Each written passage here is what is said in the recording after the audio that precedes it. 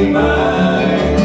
Can you be mine for love's best day? You know that I love you and I like to play.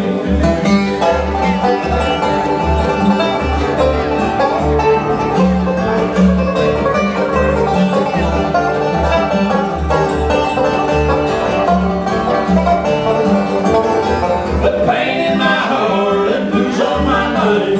I'll always love you, but can you be mine?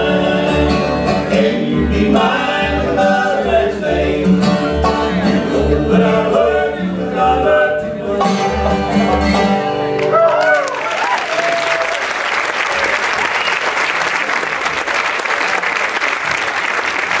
Thank you very much.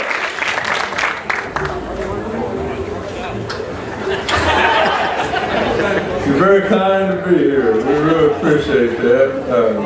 We wanted to get to do this for a long time where we could, it gets disconcerting for people our age to try and hear when somebody shouts something out from the audience if they're too far back. So if you just want to rail against us here personally, knock yourselves out.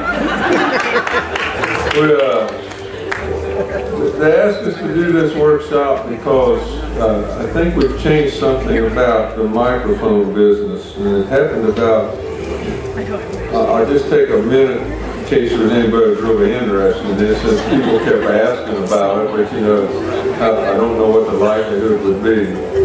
But about 7 or 8 years ago, I realized I always try to look at things from the audience point of view, and I think we all do. And I realized that the worst thing that audiences have to put up with is that first 5 minutes when there's a big line of people across the stage saying, turn up the vocal, turn up the mandolin, turn the banjo down. And you're probably sitting out there wondering, or maybe not, but maybe turn the banjo down even more.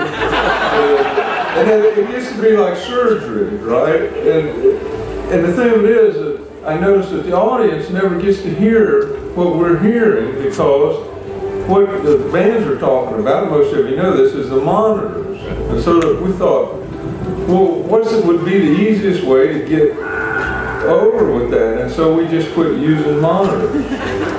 And you wouldn't believe what a relief it is not to have to listen to this stuff. Does this thing keep going down? Or am I just getting taller?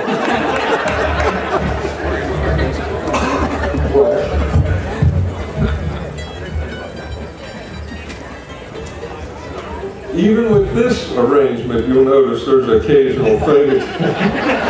So then we needed a microphone that could make it so that what we were looking for was, so all the sound people have to do is decide if it's loud enough or not. The only adjustment is turn it up or turn it down. It does not matter to us, because we're just going to be whatever we are. And it's been so much fun to just come out on stage and start playing. And I think that, I could be wrong about this, but I don't even know if the audience notices it. But if you notice anything, it is that at least we're kind of having a good time, without being nervous and worried about whether or not we can hear. And then we don't know if you can hear or not.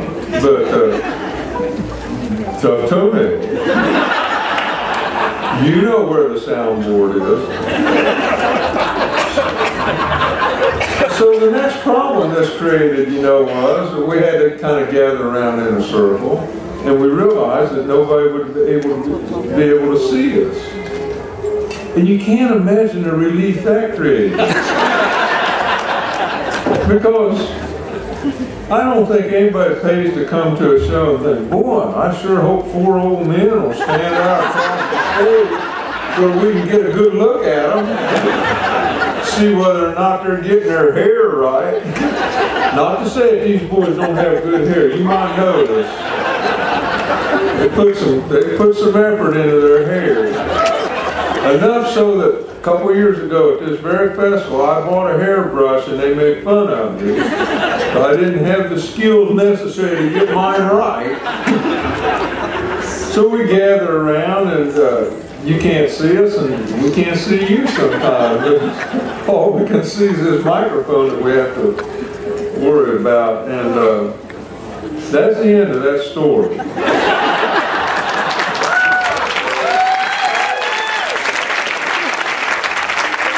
Some people can tell them.